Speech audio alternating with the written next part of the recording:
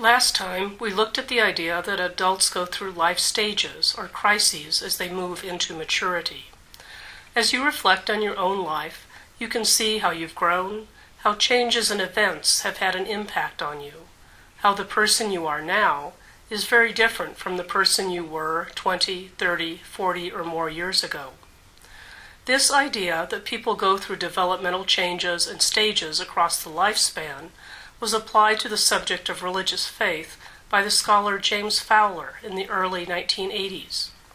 In his research, he looked at how people changed their faith stance across the course of their life, and he developed the idea that there are 6 stages of faith that characterize the lifespan. Before we begin to look at these stages, we need to make clear that Fowler was not talking about just about conventional religious faith. In his work, faith means the fundamental values and attitudes toward life held by everyone. We all believe in something beyond ourselves, some values, even if we are atheists. So Fowler's work can be applied to people of all backgrounds and faith stances. As we look at this idea that faith is something that grows and changes across the lifespan, that may seem obvious at first.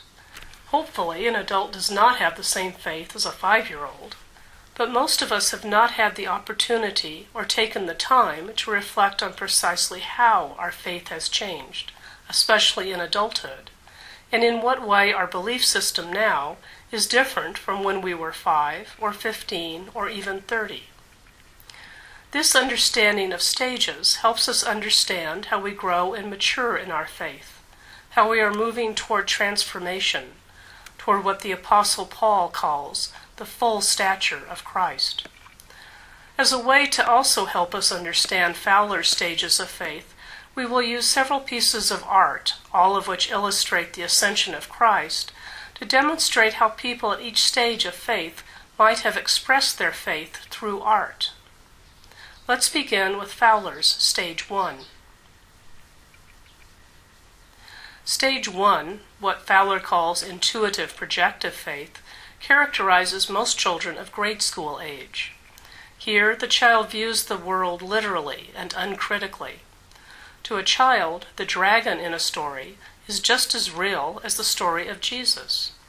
Children at this stage do not have the capacity to stand back and say, "This is real, but that is a story." Faith and belief are not distinct in any way from everything else in this world. They are part of the realm of fantasy.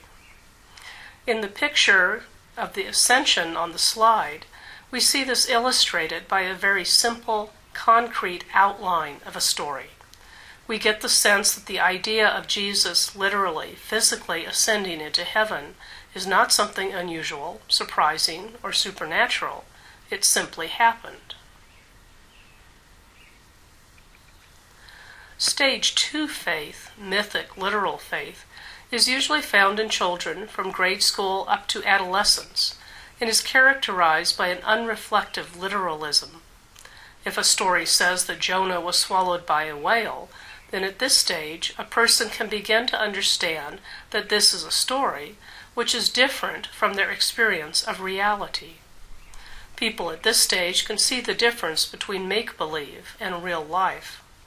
However, the stories are seen as literal. There is no understanding of symbol or metaphor. So if there is a story that Jonah was swallowed by a whale, then there is simply no question but that there was an enormous whale at some point in historical time. In this stage, beliefs, doctrine, rules are very black and white. There is no capacity for flexibility or exceptions.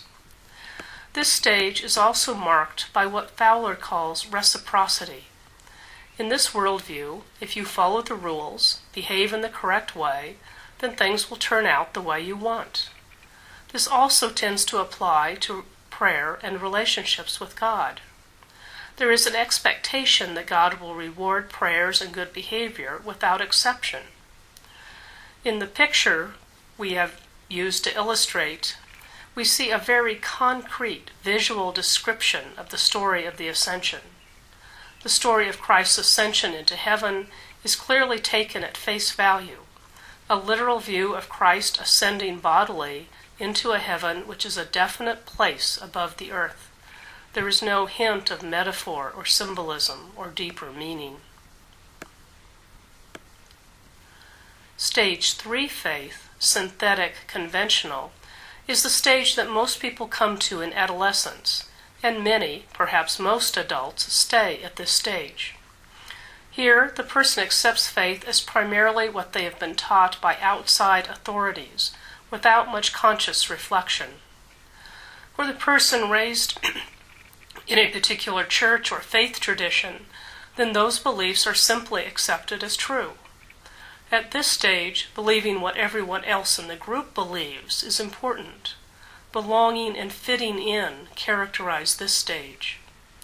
For most people at this stage, it is threatening to be challenged that perhaps there are other ways to look at faith, that the group, whether it is a church or some other group of people, may not have all the answers.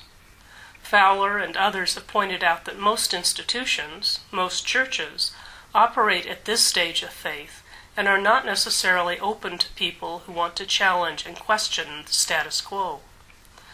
In terms of our schema of orientation, disorientation, new orientation, stage 3 faith usually represents a fairly long period of orientation, of settledness in a person's faith life, of having clear answers and not being bothered with questions. In the painting on this slide, we see a contemporary icon of the Annunciation.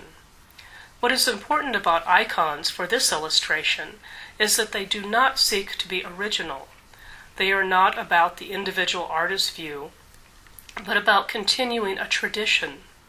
Over hundreds of years, there will not be radical changes in how each icon of the Annunciation is painted. They will all have similar elements, styles, and structures.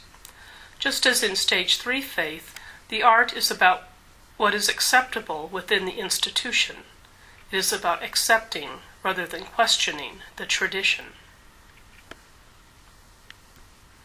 Stage 4 faith, individual reflective, can happen in early adulthood or beyond. This is the stage of faith when people begin to stand outside of their previously held beliefs and look at things critically for the first time. People making the transition to this stage of faith may begin to find their old ways of thinking, their previous worldview and beliefs no longer work. Rather than simply accepting belief and faith uncritically, as they had before, now people begin to struggle with a sense that their clear answers and reliance on external authorities no longer works. For many people, this may be a process of demythologizing their faith. In other words, that which had previously been accepted literally and uncritically, they begin to question. Their unquestioning view of things like doctrine and scripture, church authority, begins to crumble. Scripture may begin to take on multiple levels of meaning rather than simply being literal. People may begin to question the authority of institutions. They begin to decide for themselves what they believe, rather than relying on others. This can be a difficult time, a disconcerting time. When we talked about the cycle of orientation, disorientation, new orientation, the transition to stage 4 faith is usually a time of very real disorientation.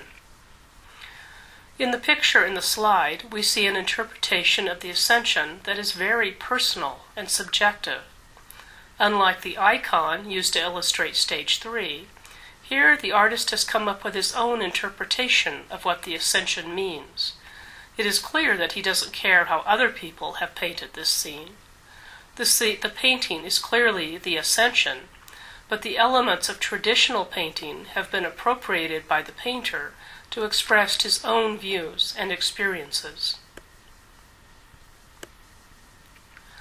In stage 5, or conjunctive faith, which is unusual before middle age, the person begins to move to a much more inclusive experience and understanding of their faith. People begin to become much more comfortable with paradox, that the world is not black or white, is not dualistic, either or. Instead, it begins to become clear that there may be more than one truth, more than one set of answers. People at this stage are open to the truth in other faiths without feeling either defensive or needing to prove the superiority of their own answers. People at this stage are able to reappropriate some of the symbols and myths that they may have rejected in the previous stage. For these people, it is now possible to see multiple levels of meaning in the same story. In the painting in the slide, we see the story of the Ascension has been appropriated in a totally new way. The figure of Jesus doesn't bear a lot of relationship to the story in Scripture, and yet we can see that it is Jesus, that he is entering into a new reality. The Ascension is no longer a story that involves a literal heaven with upward geography. The artist is conveying that the Ascension may have a level of meaning that may even speak to people of other faiths. Perhaps the colored circles speak of a movement within all of us, an ascension to a new reality, a new relationship with the divine that happens in each of us, not just to Jesus.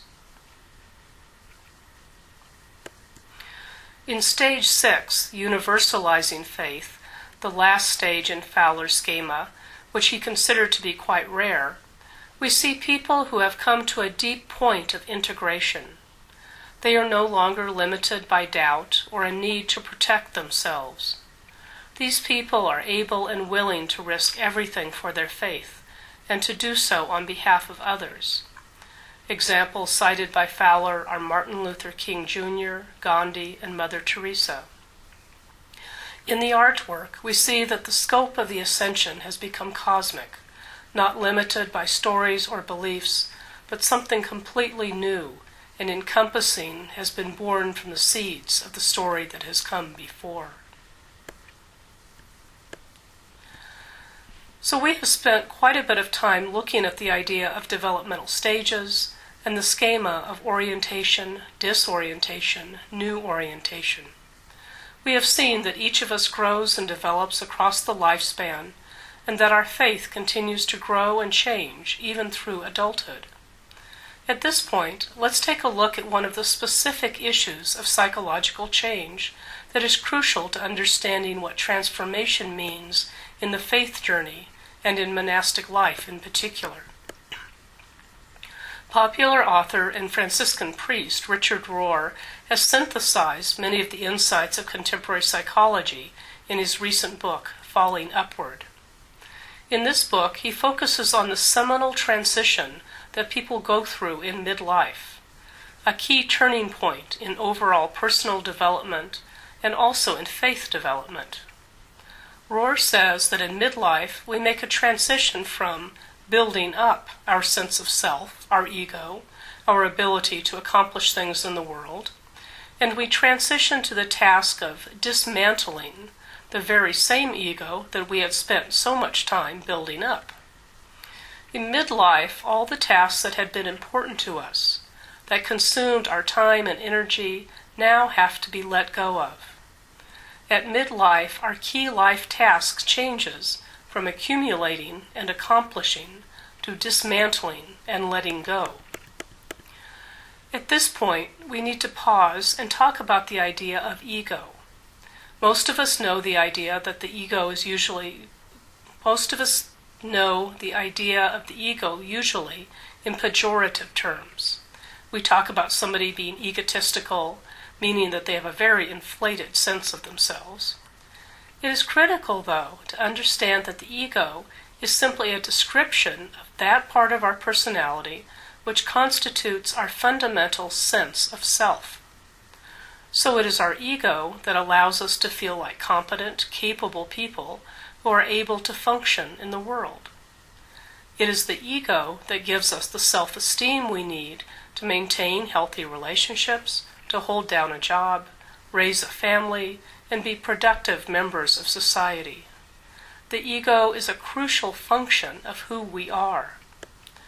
Now the problem is that our ego, our fundamental sense of self, is often not completely strong and healthy. A strong sense of self is critical in life, but sometimes the ego, the sense of self, can become very inflated or exaggerated. When this happens, we talk about a person being egotistical or egocentric.